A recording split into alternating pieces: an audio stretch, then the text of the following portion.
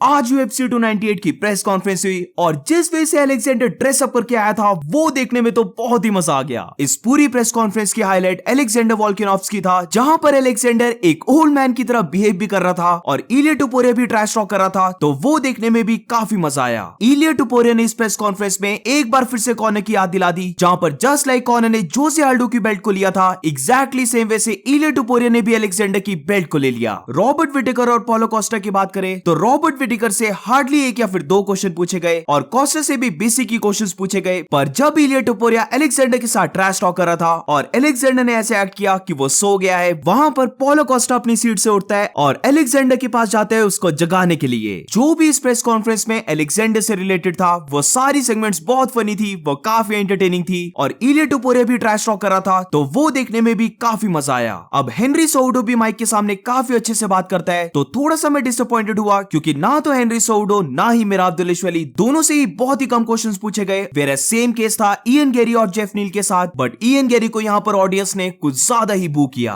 Anthony Hernandez और Roman कोपिलोव ये दोनों प्रेस कॉन्फ्रेंस में थे या फिर नहीं, ये किसी ने भी केयर नहीं किया, दोनों से ही आई थिंक एक या फिर दो क्वेश्चंस को पूछा गया और इसीलिए मेरी ओपिनियन में इस प्रेस कॉन्फ्रेंस में अलेक्जेंडर ने जो कैरेक्टर निभाया है उसने अलेक्जेंडर को स्टैंड आउट करवाया है और इस पूरी प्रेस कॉन्फ्रेंस की बेस्ट मोमेंट ही था भाई जब अलेक्जेंडर बात कर रहा था। अब ये प्रेस कॉन्फ्रेंस स्टार्ट तो काफी अच्छी हुई थी क्योंकि सारे ही लोग बहुत ज्यादा एंटरटेन हो रहे थे जिस वजह से अलेक्जेंडर ड्रेसअप करके आया था, बट सैडली जो रिपोर्टर्स हैं उन्होंने इतने ज्यादा बेसिक क्वेश्चंस पूछे कि जब तक ये प्रेस कॉन्फ्रेंस एंड होने लगी तो हम देख सकते थे कि थोड़ी सी एनर्जी डाउन हो गई है। इनफैक्ट ये प्रेस कॉन्फ्रेंस एक शॉर्ट प्रेस कॉन्फ्रेंस थी जहां पर लास्ट में जॉन एनिक ने ये भी पूछा कि किसी और रिपोर्टर को क्वेश्चन पूछना है या फिर नहीं, और किसी भी रिपोर्टर ने कोई भी क्वेश्चन नहीं पूछा। अगर रिपोर्टर्स अपने क्वेश्चन से मिराब और हेनरी को इन्वॉल्व कर लेते तो ट्रस्ट मी ये प्रेस कॉन्फ्रेंस और भी ज्यादा बेटर हो जाती। अब इस पूरी प्रेस कॉन्फ्रेंस की जो की मोमेंट्स थी उनके बारे में अगर बात करें तो सबसे पहले जब अलेक्जेंडर ओल्ड मैन के कॉस्ट्यूम में आता है तो वहीं से ये प्रेस कॉन्फ्रेंस इतनी फनी हो गई थी, जहां पर अलेक्जेंडर ये बोलता है कि क्योंकि अभी ये बोला जा रहा है कि वो ओल्ड हो गया है तो फॉर द पीपल यानी कि हम सब के लिए वो इस ड्रेसअप में प्रेस कॉन्फ्रेंस कर रहा है। अब जब इसके बाद इलिया टुपोरिया की बारी आती है तो ऑलमोस्ट हर कोई ऑडियंस में बैठा इलिया टुपोरिया को इतनी जोर का बू कर रहा होता है कि ये चीज इलिया टुपोरिया को जरा भी ठीक नहीं लगी और इलिया टुपोरिया उन सबको बोलता है शट द फक अप। अब इलिया टुपोरिया अलेक्जेंडर को ये बोल रहा होता है कि इस फाइट के बाद जिस वे से उसने ड्रेसअप किया है वो रेगुलर बेसिस में उसी वे से ड्रेसअप करने लगेगा, बट एकदम से अलेक्जेंडर इलिया टुपोरिया को कट करता है और ये बोलता है कि वो इलिया टुपोरिया को स्पैंक करने वाला है। और इसी के बाद बहुत ही फनी पार्ट आता है जहां पर इलिया टुपोरिया थोड़ा सा ट्रिगर हो जाता है और वो अलेक्जेंडर को बोलता है कि अलेक्जेंडर इंटरव्यूज में बोल रहा था कि वो उसे हम्बल करना चाहता है, तो वो उसके फेस के सामने है, लेट्स स्टैंड अप, और फिर देखते हैं अलेक्जेंडर क्या करता है। अब यहाँ पर फनी बात यह आती है जहां पर जब दोनों खड़े होने लगते हैं तो अलेक्जेंडर एक प्रॉपर ओल्ड मैन की तरह खड़े होने की ट्राई करता है और जिस वे से वो ओल्ड मैन की तरह पोजीशन लेता है, मुझे तो ये चीज बहुत ही फनी लगी। अब इसके बाद दोनों के बीच में बेसिकली ट्रैश टॉक होती है जहां पर इलिया टुपोरिया ये बोलता है कि वो खुद अलेक्जेंडर को हम्बल करेगा, ये लास्ट टाइम है जब अलेक्जेंडर अपनी बेल्ट के साथ है और इस फाइट के बाद वो अलेक्जेंडर को रिटायर कर देगा। अब इसके बाद अलेक्जेंडर इलिया टुपोरिया को कॉनर मैग्रेगर वॉनबी बोलता है, जहां पर अलेक्जेंडर ये बोलता है कि इलिया टुपोरिया कॉनर की तरह बनने के लिए बहुत ज्यादा ट्राई कर रहा है, वो सोच रहा है कि ये रेड पैंटी नाइट है, बट इस सिचुएशन में वो जो रेड पैंटी है वो इलिया टुपोरिया ने खुद पहनी है। अब इसके बाद इलिया टुपोरिया से ये पूछा जाता है कि अलेक्जेंडर वोल्कानोव्स्की ने जोसे आल्डो, मैक्स हॉलोवे और काफी ग्रेट फाइटर्स को बीट किया है, तो वो बाकी फाइटर्स से कैसे डिफरेंट है, तो बेसिकली इसका इलिया टुपोरिया आंसर देता है कि वो अब एक डिफरेंट जनरेशन का है और जब वो अलेक्जेंडर को बीट करेगा तो वो पूरी ही फाइट गेम को चेंज करने वाला है। अब जब इलिया टुपोरिया ये बोल रहा होता है तो एक बार फिर से फैंस बहुत ही ज्यादा बू कर रहे होते हैं एंड अगेन इलिया टुपोरिया थोड़ा सा ट्रिगर हो जाता है, जहां पर इलिया टुपोरिया ये बोलता है कि इन सारे फैंस में से जिसके पास भी हिम्मत है वो उसके सामने फेस टू फेस आए। अब इसके बाद हेनरी सोउडो से क्वेश्चन पूछा जाता है, जहां पर हेनरी सोउडो भी इस चीज को मेंशन करता है कि उसे लगा कि उसे इस प्रेस कॉन्फ्रेंस को हैंडल करना होगा, बट अलेक्जेंडर वोल्कानोव्स्की काफी अच्छे कैरेक्टर में आया है और इसीलिए वो इस प्रेस कॉन्फ्रेंस में रिलैक्स्ड है। अब ये चीज साइड है कि हेनरी सोउडो से और ज्यादा क्वेश्चंस नहीं पूछे गए, वरना ट्रस्ट मी ये प्रेस कॉन्फ्रेंस और भी ज्यादा बेटर होती, बट स्टिल हेनरी सोउडो से जब ये पूछा गया कि क्या वो फेदरवेट डिवीजन में मूव करना चाहेगा, तो हेनरी सोउडो ने ये कहा कि जब वो मिराब दलिशवली को बीट कर देगा तो या तो फिर वो फाइट करेगा एक ट्रांस बार्बी के साथ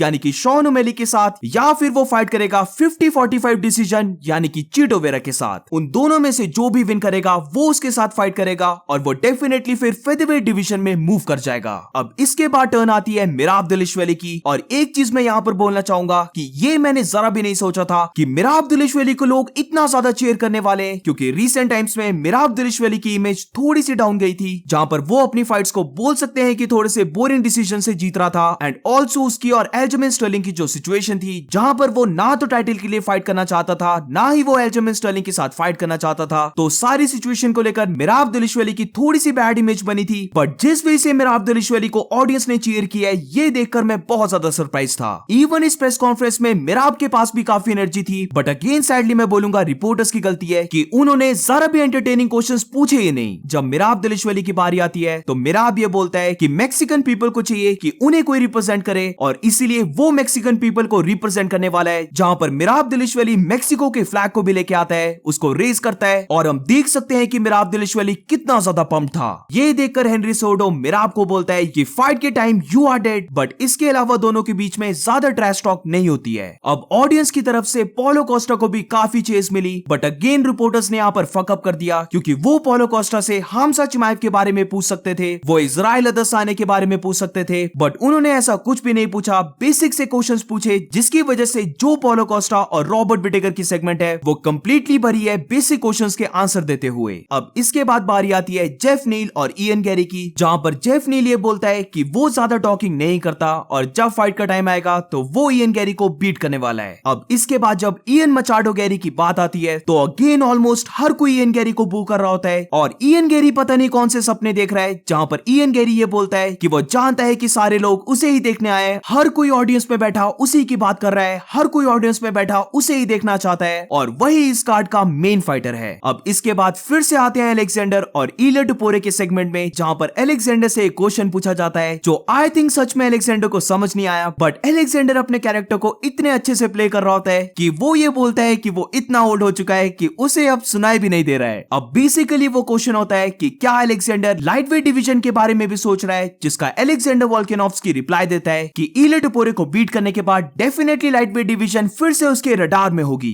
अलेक्जेंडर वोल्केनोव्स्की ये बोलता है कि इलिया टुपोरे को बीट करने के बाद वो सोच रहा है कि वो UFC 300 में भी फाइट करे और वहां पर भी मेन इवेंट को सेव कर ले। अब इसके बाद एक बार फिर से बहुत ही फनी मोमेंट आती है, जहां पर इलिया टुपोरे अलेक्जेंडर के साथ ट्रैश टॉक कर रहा होता है और अलेक्जेंडर ऐसे बिहेव करता है कि वो ये सारी चीजें सुनते सुनते सो गया है। ये देखकर पोलो कोस्टा अपनी सीट से उठता है, वो अलेक्जेंडर के पास जाता है और अलेक्जेंडर को बेसिकली वेकअप करता है। अब इसके बाद अलेक्जेंडर बेसिकली इलिया टुपोरे के बारे में कुछ बोल रहा होता है, जहां पर इलिया टुपोरे अपनी सीट से उठता है और जस्ट लाइक कॉनर मैग्रेगर ने जोसे आल्डो के साथ किया था, एग्जैक्टली वैसे इलिया टुपोरे अलेक्जेंडर की बेल्ट को स्नैच कर लेता है। अब कॉनर मैग्रेगर की वो मूवमेंट और इलिया टुपोरे की ये वाली मूवमेंट, सिर्फ डिफरेंस इतना है कि जब कॉनर ने उस बेल्ट को स्नैच किया था तो उसने जोसे आल्डो को बहुत ज्यादा एंग्री कर दिया था और जिसको याद होगा तो कॉनर ने उस बेल्ट को वापस नहीं दिया था। बट यहाँ पर हम देख सकते हैं कि पहले तो अलेक्जेंडर अपनी सीट से खड़ा हुआ, बट उसके बाद वो काम रहा, उसने काफी कामली इलिया टुपोरे से बात की और पता नहीं क्यों इलिया टुपोरे ने वापस बेल्ट को दे दिया।